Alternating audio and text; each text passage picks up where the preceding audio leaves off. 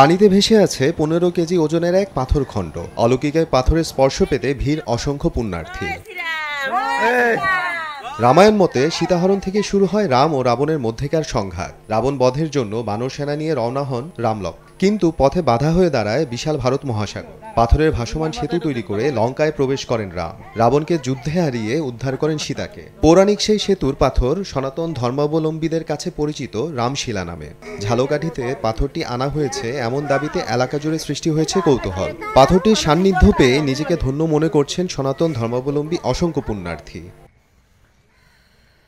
বৃহস্পতিবার শহরের সুগন্ধা নদী ও পাবলিক হরিসভার পুকুরে ভাসানো হয় পাথর সদৃশ প্রায় 15 কেজি ওজনের টুকরোটি। সে সময় উপস্থিত ছিলেন বহু ভক্ত ও কৌতূহলী মানুষ। আমি ভারত থেকে এসেছি, আমার কাছে একটি রামশিলা রয়েছে। আমি বললাম যে রামশিলা আসলে বিষয়টা কেমন, কি, কোথা থেকে আসলো। তো উনি বলল যে আমি তো নিয়ে এসেছি, আপনারা যদি চান তাহলে আপনারা দর্শন নিতে পারেন। তো বললাম ঠিক আছে, তাহলে আমাদের এই মন্দিরে একটু নিয়ে আসেন। এরপর মন্দিরে নিয়ে আসলো।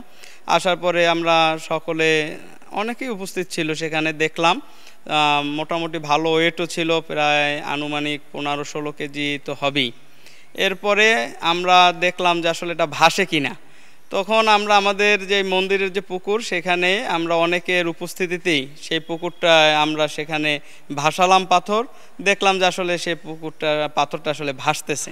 স্বাস্থ্য এবং স্বাদের মধ্যে চমৎকার একটা ব্যালেন্স করে পীর প্রিমিয়াম আয়োডাইজড লবণ। শ্রীলঙ্কা যাওয়ার জন্য, সেই রামেশ্বরম থেকে শ্রীলঙ্কা যাওয়ার জন্য যে পথ, সেই সমুদ্রের নিচে পথটির অনুসন্ধান করে বিভিন্ন দেশের অনুসন্ধানকারীরা অনুসন্ধান করে সেই পথটির নিশানা পেয়েছিল। সনাতন ধর্মাবলম্বীদের পুণ্য লাভের জন্য আনা হয়েছে এই রামশিলা।